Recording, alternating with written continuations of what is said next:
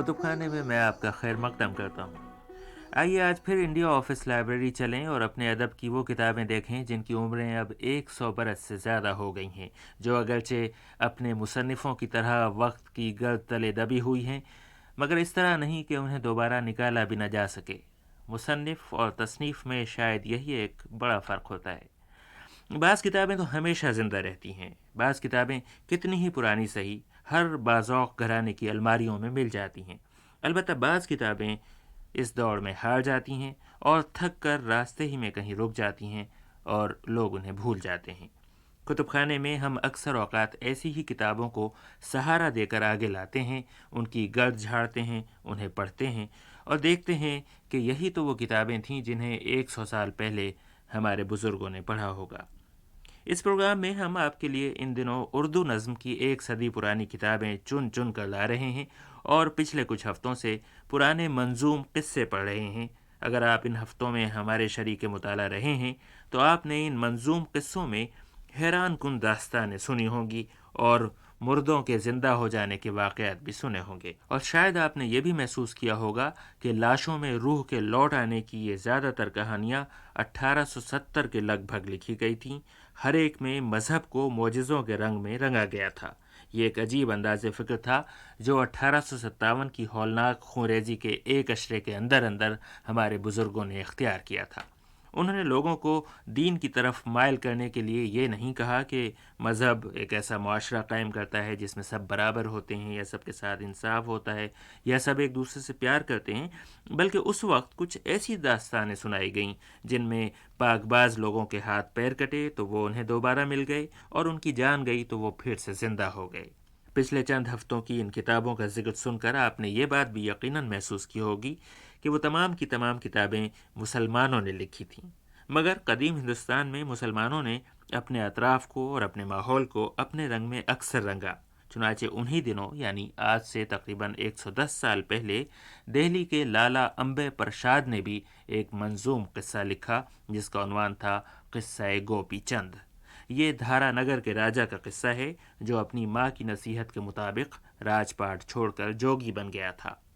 کتاب کے تعارف میں لالا امبے پرشاد مدہوش نے لکھا ہے کہ اس سے پہلے یہ قصہ دیوناگری یعنی ہندی رسم الخط میں لکھا ہوا تھا اور چوبولوں کی شکل میں تھا جنہیں لوگ غالباً گایا کرتے ہوں گے۔ امبے پرشاد نے اسی قصے کو اردو میں لکھا جسے دہلی کے ہندو پریس نے چھاپا، مگر چونکہ اس کتاب پر وقت کا پورا پورا رنگ چھایا ہوا تھا اس لیے نظم کا آغاز بسم اللہ سے ہوتا ہے۔ مردے کو زندہ کرنے کے لیے گرو نے کہا قم باذن خدا، اور پھر کتاب کا خاتمہ یوں ہوتا ہے کہ الہی ہو مقبول ہر خاص و عام، اور لالا امبے پرشاد کی یہ دعا یقیناً قبول ہوئی۔ چنانچہ 8 سال کے اندر اندر چھپنے والے اس کے 6 مختلف ایڈیشن یہاں لندن میں محفوظ ہیں، اور شاید اسی دعا کا اثر ہے کہ 110 سال بعد آج ہوا کی لہروں پر ان کے قصہ گوپی چند کا تذکرہ ہے۔ اچھا، یہ اب پڑھتے ہیں لالا امبے پرشاد مدہوش کا 110 سال پرانا قصہ گوپی چند۔ پلا ساقیہ ارغوانی شراب کہ دل سے میرے دور ہو پیچ و تاب، تھا ایک شہر دھارا نگر دل پسند کہ راجا تھا وہاں کا سری گوپی چند۔ عدالت سخاوت میں مشہور تھا، پدم اس کے پا میں بھی ایک نور تھا، اور ایک چاند چہرے پہ اس کے آیاں، خجل جس سے ہوئے مہے آسماں۔ جو محلوں میں تھیں 16 سے رانیاں، کئی خاص ان میں تھیں آرام جاں، اور ایک ان میں رانی رتن کور تھی، مہاراجا کی اس سے تھی دل لگی، اور ایک مادر اس کی جو میناوتی، بہت نیک سیرت کلید عقل کی۔ فلک نے عجب رنگ دکھلا دیا کہ شہ کو شہی سے کیا یوں گدا، کہ دیکھا تھا رانی نے خواب زبوں، ہوا اس پہ ظاہر بہت بدشگوں۔ تھا دربان اس کا ابھے سنگھ نام، کہ تھا پاسبانی سدا اس کا کام۔ کہا جاؤ جلدی سے دربار میں، یہ کہنا محل میں طلبگار ہیں۔ کہا یہ ابھے سنگھ نے رانی سے کہ میں پاسبانی پہ چھوڑوں کسے، مبادا اگر مجھ پہ ہوں خشمگیں، کہیں پھر تو میرا ٹھکانہ نہیں۔ سنایا اسے حال سب خواب کا، کہا ماجرا جانے بیتاب کا۔ کہوں کیا ابھے سنگھ، سن تو ذرا، مجھے خواب میں ایسا ظاہر ہوا، شکستہ ہوئیں چوڑیاں ہاتھ کی، انیسیں پریشاں ہوئیں ساتھ کی، کہ نتھ ناک کی ہائے بل کھا گئی، کدورت سے دل پر میرے چھا گئی۔ چھپر کھٹ جو تھا خاص وہ گر پڑا، دوپٹہ جو سر پر تھا وہ پھٹ گیا، کہا اے ابھے سنگھ جا تو شتاب، زیادہ نہیں مجھ کو کہنے کی تاب، سنا خواب کا حال ہوش اڑ گئے، چلا وہاں سے جیسے کبوتر اڑے۔ اس کے بعد ابھے سنگھ دوڑا ہوا دربار میں پہنچا اور راجہ گوپی چند سے کہا کہ فوراً محل چلیے، رانی رتن کنور بہت پریشان ہیں۔ راجہ گھبرایا ہوا محل میں آیا، رانی نے اپنی پریشانی کا حال سنایا۔ اس وقت راجہ نے دیکھا کہ اس کی ماں میناوتی بھی رو رہی ہے۔ راجہ کو علم نہ تھا کہ اس کی پیدائش کے وقت سے ماں اپنے سینے میں ایک راز چھپائے ہوئے ہے۔ جو دیکھا کہ مادر ہے زار و نزار، کھڑی رو رہی ہے عجب بے قرار، کہا ماں سے موجب ہے رونے کا کیا، بتا کیا سبب، ماجرا کیا ہوا، اگرچہ کسی نے ستایا تمہیں کہ جس سے علم پیش آیا تمہیں، یہ سب رانیاں ہیں کنیزک تیری، تو مالک ہے اس تخت اور تاج کی۔ کہا اس کی ماں نے کہ لخت جگر، جگر پارا پارا ہوا اے پسر، مہیا تو شاہی کا سامان ہے، مگر جان کو ایک خلجان ہے۔ میں کہتی ہوں تجھ سے کہ ہے نصیب، قضا آن پہنچی تیری اب قریب، تو ہو جوگی فرزند رمجا ابھی، یہ کایا امر تیری ہو جائے گی۔ سنا جب کہ راجہ نے کھا پیچ و تاب، کہا مجھ پر ہے آپ کا کیا عتاب، یہ کیوں مجھ کو حکم گدائی ہوا، میرا کام یوں بے نوائی ہوا، کہ ہوں اب تو میں شاہ دھارا نگر، نگر میں پھروں کانسا لے در بدر، تمہیں ایسا کہنا مناسب نہ تھا، جو بے ساختہ تم نے فرما دیا، بائیں شان و شوکت جو یہ تخت ہے، اسے چھوڑنا اب بڑا سخت ہے، اسی دن مجھے کیوں نہ دی سنکھیا، کہ جس وقت میں تیرے پیدا ہوا، تمہیں ہوگا آرام پھر یہ کہاں، جو میرا نہ پاؤ گی تم کچھ نشاں۔ یہ سن سن کے سن ہو گئی پرولے، کہا دل میں بہتر ہے یہ جوگ لے، گرو کا تھا یہ حکم اس کے لیے، کہ 12 برس تک یہ بیٹا جیے، وہ سال مقرر گزرنے لگا، جو فرمایا تھا وہ قریب آ گیا۔ یہ ماں نے کہا اے شہ ارجمند، تو ہو جوگی رمجا میرے گوپی چند، تو جس دن تولد ہوا تھا میرے گھر میں لاکھوں جواہر لٹے، یہ رشتے جو ہیں جان کے ساتھ ہیں، پسے مرگ پھر تو کہاں اور میں، گدا ہے کوئی یا کوئی شاہ ہے، سبھی کے لیے موت کی راہ ہے، یہ دنیا کی دولت پہ دم مارنا، ابس ہے یوں ہی نقد جاں ہارنا، اگر چھوڑ دے 5 اور 7 کو تو پھر دیکھ لے گا کرامات کو، جو جوگی نہیں ہیں بیروگی ہیں وہ ہیں پیٹ کے پیارے روگی ہیں وہ، یہ دنیا جو ہے مثل خواب و خیال، اسے ترک کرنا کہ ہو با کمال۔ کیا ماں کے افسوں نے اس پر اثر، وہ جن تھا کہ شیشے میں آیا اتر، کہا ماں سے اے مادر مہرباں، کروں وصف تیرے کہاں تک بیاں، تو ہے ذات عالی اور عالی جناب، پڑھاتی ہو کیوں مجھ کو غم کی کتاب، میری آرزو تھی کہ شاہی کروں، ہے اب تیری مرضی گدائی کروں، کھڑا ہو گیا جذب میں آن کر، کہا چھوڑا میں نے لدھارا نگر، دیا پھینک سر پر سے تاج ایک بار، اتارا وہ گہنا مرصع نگار، کہا ماں سے بس اب گرو کو بتاؤ، کہ آوا گون کا رہے نہ لگاؤ۔ کہا ماں نے راجہ سے کچھ کم نہ کر، وہ بیٹھے گپھا میں جا اب دھوت کر، وہ اب دھوت اور تیرا ماموں وہاں، کہ ہیں سینکڑوں بیٹھے جوگی جہاں۔ چلے جوگی ہو سب کو ہی ہاتھ جوڑ، نواسیس ماتا کو اور منہ کو موڑ، ہوا شور غل یہ محل سے بلند، کہ جوگی ہوا ہائے یوں گوپی چند، رتن کور رانی کو غش آ گیا، کسی نے نثار اپنی جاں کو کیا، کوئی بولی ہے یہ کیا ہو گیا، اٹھانا ستم کا بلا ہو گیا، کوئی جان کھوتی تھی ہے کے ساتھ، کوئی رو رہی کوئی ملتی تھی ہاتھ، کوئی نام لے لے کے رونے لگی، علم سے کوئی ہوش کھونے لگی، محل تھا کہ ماتم سرا ہو گیا، ابھی کیا تھا اور دم میں کیا ہو گیا۔ غرض یہ کہ راجہ گوپی چند شہر کو چھوڑ جنگلوں میں جا پہنچا اور اپنے ماموں بھرتری سے ملا جو خود بھی جوگی تھے۔ انہوں نے راجہ کو بہت سمجھایا کہ دنیا کے آرام اور نعمتوں کو نہ ٹھکراؤ، مگر راجہ نے ان کی ایک نہ مانی۔ آخر بھرتری اس کو گرو جی کے پاس لے گئے اور اپنے بھانجے کی سفارش کی۔ گرو نے بھی گوپی چند کو یہی مشورہ دیا کہ وہ راج پاٹ کو نہ چھوڑے، مگر گوپی چند اپنی ضد پر اڑا رہا۔ بالآخر گرو نے اس کے سر پر ہاتھ پھیرا اور اسے اپنے چیلوں میں شامل کر لیا۔ رکھا ہاتھ سر پر کہا بچہ جا، تو اب بھیک محلوں سے جا مانگ لا۔ اب راجہ جوگی بن کر بھیک مانگنے نکلا اور کر بھلا ہو بھلا کی صدا دیتا ہوا ایک روز دھارا نگر میں اپنے ہی محل پر پہنچا۔ کنیزوں نے اپنے راجا کو اس روپ میں دیکھا تو قدموں پر گر پڑیں اور رانیاں رونے لگیں اور سروں کو پیٹنے لگیں۔ بالآخر اس کی ماں محل کے دروازے پر آئی۔ وہ اس نوجوان جوگی کے لیے بھوجن لائی تھی۔ سرے جوگ خم کر کے سجدہ کیا، ادب سے ہوا سامنے پھر کھڑا، دعا دی یہ مانے کہ اے گوپی چند، تیرا جوگ میں ہووے رتبہ بلند، تیرا نام دنیا میں قائم رہے، تجھے دولت فقر دائم رہے، کرب سیر تو ہفت اقلیم کی، مراد دلی تجھ کو حق سے ملی، مگر تو نہ بنگالہ میں جائیو، بہن کو نواں داغ دکھلائیو، وہ ہمشیر گر جوگ میں پائے گی، تیرا دیکھ کر روپ مر جائے گی۔ ایک طرف تو ماں نے یہ نصیحت کی، دوسری جانب گوپی چند بنگالہ جانے کی چھانے ہوئے تھا۔ بنگالہ میں اس کی بہن جمناوتی رہتی تھی۔ اس سے ملنے کی دھن میں مگن ہمارا یہ خوب رو جوگی ہندوستان چھوڑ بنگالہ جا پہنچا۔ غرض راہ طے کر کے پہنچے وہاں جہاں بہن جمناوتی کا مکان،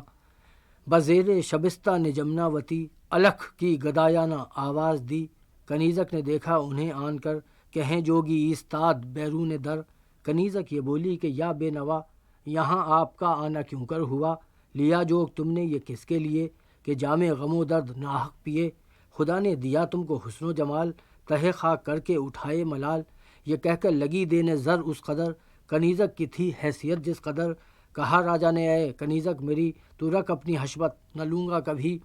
ہے ان پتھروں سے میرا دل بھرا، اٹھا رکھ تو ان کو ہمیں مت دکھا، فقط بہن جمناوتی کو بلا، یہی لہر ہے اس کو مجھ سے ملا، یہ کہہ اس سے جا کر کہ بھائی تیرے در پہ آیا ہے ہو کر گدا۔ خفا ہو کے لونڈی نے ان سے کہا کہ بکتا ہے منہ سے یہ کیا بے حیا،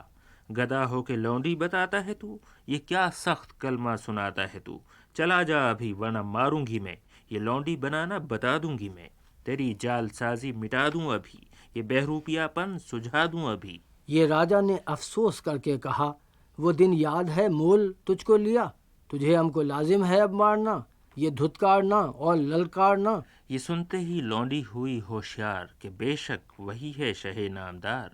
گئی نزد جمناوتی اور کہا کہ جوگی ہے در پہ ہمارے کھڑا، وہ درشن کے لائق ہیں جھٹ پٹ چلو، زیارت کے قابل ہیں چل کر ملو۔ کہا رانی جی نے کہ بکتی ہے کیا، ہزاروں پھرے ہیں فقیر و گدا، جو قابل ہیں درشن کے ہیں وہ کہاں، انہیں کیا غرض ہے کہ آویں یہاں۔ کہا یہ کنیزک نے اے نیک خو، خدا کی قسم سچ ہے یہ گفتگو، منور ہے وہ صورت ذی حشم، درخشاں ہے پاؤں میں ان کے قدم، اسے نقد ہر چند دیتی رہی، تمہاری طلب ہے چلو تو صحیح، یہی جانتی ہوں کہ ہے گوپی چند، مقرر وہی ہے شہ ارجمند۔ کہا رانی جی نے کہ اے بے شعور، یہ کیا بکتی ہے چل پڑے دور دور، میرا بھائی ہے شاہ دارا نگر، اسے کیا پڑی جو پھرے در بدر، میں چلتی تیرے ساتھ ہوں اے کنیز، مگر سچ ہی کہیو ذری بے تمیز، اگر جھوٹ ہوگا کروں گی ہلاک، تیرا سینہ خنجر سے کر دوں گی چاک۔ ہوئی پاس پردے کے آ کر کھڑی، یہ پھر جوگی صاحب سے کہنے لگی، رکھا تھال آگے ہے کھا لیجئے، یہ لے لیجئے اور کرم کیجئے۔ کہا سن کے خواہر سے یوں گوپی چند، نہ لوں گا میں اے رانی ارجمند، یہاں تو گدائی کا سامان ہے، یہ رکھ چھوڑ یہاں خواہش نان ہے، اگر ہو تو ٹکڑا کھلاؤ ہمیں، اور ایک پیاس پانی پلاؤ ہمیں، دیا چھوڑ اپنا ہے سب تخت و تاج، وہ دولت وہ حشمت وہ باج و خراج۔ کہا اس سے رانی نے اے بے حیا، یہ کیا بک رہا ہے مجھے سچ بتا، حسب اور نسب اپنا ظاہر تو کر، مجھے حال اپنے سے ماہر تو کر۔ کہا جوگی صاحب نے ہوں گوپی چند، شہر دھارا نگر دل پسند، نہ پہچانا مجھ کو یہ افسوس ہے، بس اب یہ گدا تجھ سے مایوس ہے، تلک چند راؤ میرا باپ تھا، ہے ماں میری میناوتی با وفا، سبب جوگ کا یہ ہے اے بے خبر، گدائی کی مادر ہوئی راہبر۔ کہا بہن نے یوں نہ سمجھوں گی میں کہ وہ شہر در شہر مشہور ہیں، بتا میری شادی میں کیا کیا ہوا، میرے ساتھ والد نے کیا کیا دیا۔ کہا بھائی نے اس سے اے نیک ذات، برون شہر تیری اتری برات، وہ 9 اسپ 10 اونٹ 2 فیل کو، کیا تھا یہ والد نے ترسیل کو۔ کہا بہن نے جب میں جانوں تجھے، پدم اپنے پا کا دکھا دے مجھے۔ کہا بھائی نے رانی مت جھوٹ جان، میرے سب یہ اقوال تو صدق جان، اٹھایا قدم اور کہا دیکھ لے، اگر ہو تجھے شک تو آ دیکھ لے، جو ہی اس نے دیکھا نشان پدم، روانہ ہوئی سوئے ملک عدم، سبب موت کا یہ پدم ہو گیا، ستم ہو گیا یہ ستم ہو گیا، صدا اس کو ہر چند دیتے رہے، وہاں کون تھا پھر جو ان کی سنے؟ بہن کا جو مرنا ہے ثابت ہوا، یہ روئے کہ دریا بہا، مخاطب بسوئے فلک پھر ہوئے کہ اے چرخ بدلے یہ کب کے لیے؟ کہاں تک کرے گا تباہ و خراب مجھی پر مگر تیرا ہے کیا عتاب؟ میرے ہی لیے تھا یہ جور و ستم، دکھائے جو تو نے یہ رنج و علم، مقدر میں میرے لکھا تھا یہی، سو بنگالہ آ کر کے آفت پڑی، یہ غم مجھ کو جینے نہ دے گا کبھی، شہید ہو گئی جان بھی اب چلی۔ گرو کو کیا یاد اے جان آواز، کہ ہو تم پہ ظاہر یہ سوز و گداز، سوا آپ کے اب میرا کون ہے؟ تم ہی ہو میرے رہنما، کون ہے کہ خون میرے سر پر یہ ناحق ہوا، جو سینہ میرا درد سے شق ہوا، خبر جلد لو اے مسیحا میرے، یہ ہمشیر مردہ ہے کیوں کر دیے، کیا راجا کی یاد نے یہ اثر، گرو کو ہوئی ہند میں یہ خبر، وہ بنگالہ میں آئے ایسے شتاب، نکل آئے جوں ابر سے آفتاب، یہ لہجے کے لہجے میں پہنچے وہاں، جہاں ان کا چیلا تھا گریا کنا، گرو چیلے میں بس کے تھا اتحاد، ہوئی وہاں خبر جو کری اس نے یاد، یکایک یہ جاتے ہی آواز دی کہ اے بچہ کیا تیری حالت ہوئی، کہا چیلے سے یہ گرو جی نے تب، ہوا جاتا ہے ایسا کیوں جاں بلب، یہ کہہ کون سی تجھ پہ مشکل پڑی کہ ہم سے جو یوں تو نے فریاد کی، جو دیکھا گرو کو کھڑے ہیں قریب، ہوا دل میں خوش اور کہا یا نصیب، جھکا سر کو قدموں پہ اور یہ کہا نہ کچھ مجھ سے پوچھو میرا ماجرا، پھنسا آن کے غم کی زنجیر میں، لکھا تھا میری کیا یہ تقدیر میں، کہ آیا تھا خواہر کے ملنے کو یہاں، عدم کو ہوئی دیکھ کر وہ رواں، مجھے دیکھا اس نے جو ہی جوگ میں، ہوئی جاں بحق ایسے سنجوگ میں، میری عقل پر ایسا پردہ پڑا، نہ مانا جو میں نے وہ ماں کا کہا، وہی سامنے آیا ماں کا کہا کہ ہمشیرہ کو آ کے مردہ کیا، غضب ہے کہ میرے سبب یہ مرے، میں زندہ رہوں اور یہ مردہ رہے۔ گرو جی نے چیلے سے پھر یہ کہا،